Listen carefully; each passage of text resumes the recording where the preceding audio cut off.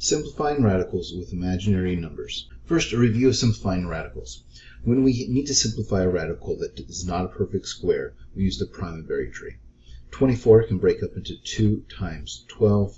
12 breaks up into 2 and 6. 6 can break up into 2 and 3. Then since it's a square root, you're looking for pairs. I have a pair of 2's. They can come out, but the other 2 and the 3 are left inside. And it gives me 2 square root of 2 times 3 is 6. Next, I have 3 root 50. Breaks up into 2 and 25. 25 breaks up into a pair of 5's. I have the pair of 5's can come out, but there's already a 3 out. That gives me 5 times 3 outside with the square root of 2 inside, which is simply 15 square root of 2. Parts of the radical. Remember the number that's telling you how many that come out. It's called the index. So we're just doing a square root with an index of 2. Now we're working on cube roots with an index of 3. Radical symbol. The radicand is what's inside, and we call the whole thing a radical.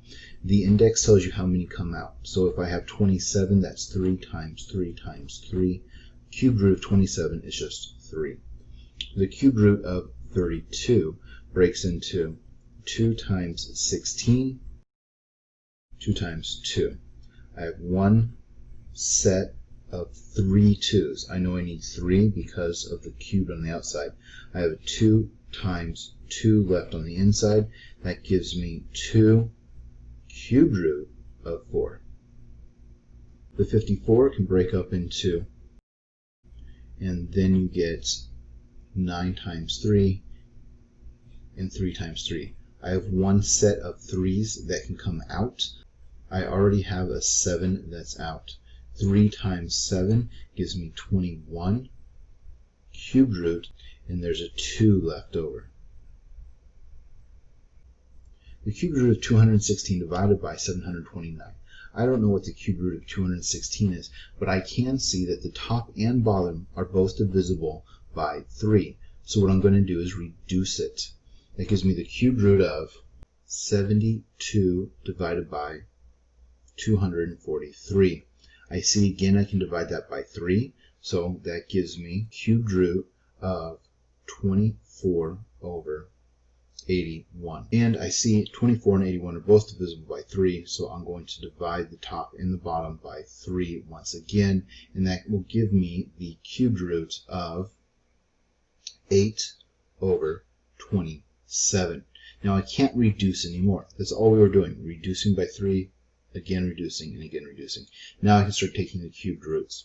Well, I know that the cube root of 8 is 2, and the cube root of 27 is 3. Now, can you take the square root of a negative number? And the answer is yes. It's called an imaginary number. Now, if you plug this into a regular calculator, then you're going to get an error because the calculator is only giving you real solutions. Instead of saying error, some calculators will tell you that it's a non-real solution. How do you do it on pen and paper? Well, I is the same as the square root of negative 1.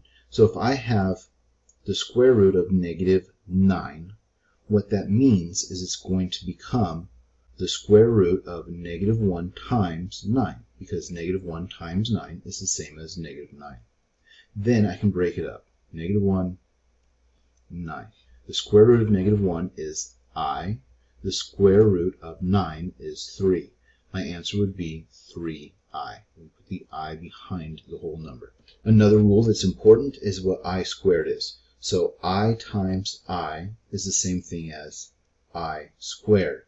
Well, what that means is you have the square root of negative 1 times the square root of negative 1, which is the square root of negative 1 squared.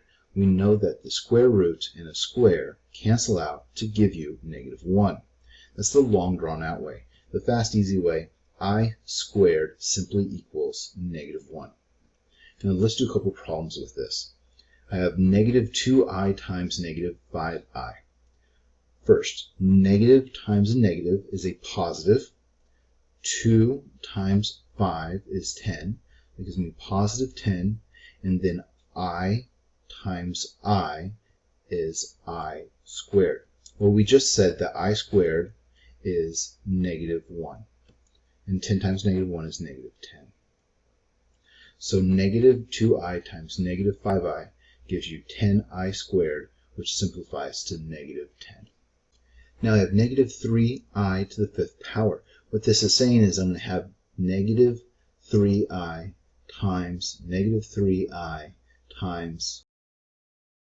Now normally you're not going to write that out 5 times. I'm just doing this for display purposes. Now if we take the negatives, a negative times a negative is a positive, a negative times a negative is a positive, leaving us with a leftover negative. Now you should already know that a negative to the odd term gives you a negative answer. So that's going to give me a negative. Then 3 to the fifth power is 243. Now let's take care of those i's. If I have 5 i's, I take these 2 i's and that gives me I squared, which is negative 1. I take these 2 i's and that gives me I squared, which is negative 1. Well, negative 1 times negative 1 is a positive 1. So having 4 i's cancel each other out completely, just left me with a 1. That leaves me with 1 leftover I. My answer is negative 243 with an I left over. Now I have 2i to the fourth power. Based off what we just learned, we should know how this works. If I have I squared, that gives me negative 1. Here I have I squared times I squared, which is another negative 1. Negative 1 times negative 1 gives me a positive 1. So 4 i's cancel each other out completely. That leaves me with 2 to the fourth power, which is 16. Now, radical. Whenever I'm taking the square root with a negative, I take care of the negative first. And that gives me the square root of negative 1 times the square root of 75. Well, the square root of negative 1 is simply I. And then we can simplify 75. He breaks into 5 times 15, which breaks into 5 times 3. I have a pair of 5s that can come out, and that leaves me with 5i times the square root of 3. Here they give me an extra negative. So again, we break that up. I have a negative times the square root of negative 1 times the square root of 96. Well, that gives me negative times the square root of negative 1 is I, and 96 breaks into 2 times. I look for my pairs. I have one pair of 2's, I have another pair of 2's, and I have left over 2 times 3. That gives me negative 2 times 2 is 4. I times the square root of 2 times 3 is 6. So this negative sign in the front stayed in the front. The negative sign on the inside turned into my I, and the 96 broke up into 2 sets of 2 to give me the 4, 2 times 3 to give me the 6. Now, instead of a negative on the outside, I have a 5. We treat it the same way. I have 5 times negative 1 times the square root of 121. It gives me 5 times the square root of negative 1 is I, times the square root of 121 is 11. Well, 5 times 11 is 55, I. Now I have 9, negative 1, 343. Well, 343, it can break up into 7 times 49, and 49 breaks up into a pair of 7's. I have 7 that can come out, and then I already have the 9 that's out. That gives me 9 times 7 is 63. The square root of negative 1 is I, and then there's a 7 left over. Now remember, if you have division and it's broken up like this, it can be rewritten as 1 radical to negative 26 over 2. Well, I can reduce that to negative 13, and 13 doesn't break up, but the negative does. Square root of negative 1 times the square root of 13 will simply give me I times the square root of 13. Solving the equation. If I only have an x squared, then I just need to isolate that x. So I'm going to subtract the 16 to the other side, and that's going to give me x squared is equal to negative 16.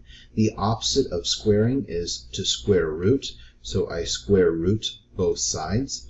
And normally at this point we say can't be solved, but not anymore. Now we have x is equal to the square root of negative 16. I can change this to imaginary numbers, so that's going to give me the square root of negative 1 times the square root of 16, which gives me I times 4, or 4i as it's normally written. Now because we're solving for x and it's an x squared, remember we can have a positive answer or a negative answer. So my answer is actually x is equal to 4i or x is equal to negative 4i. Because whenever I take the square root when solving for an x squared, I'm always left with a positive and a negative answer. Here again we need to start by isolating the variable. We subtract 90 to both sides, cancels, and that gives me 5x squared is equal to negative 90. We divide both sides by 5, and that gives me x squared is equal to negative 18. Now we can take the square root of both sides. That gives me x is equal to 18 can break into 2 times 9 and 3 times 3.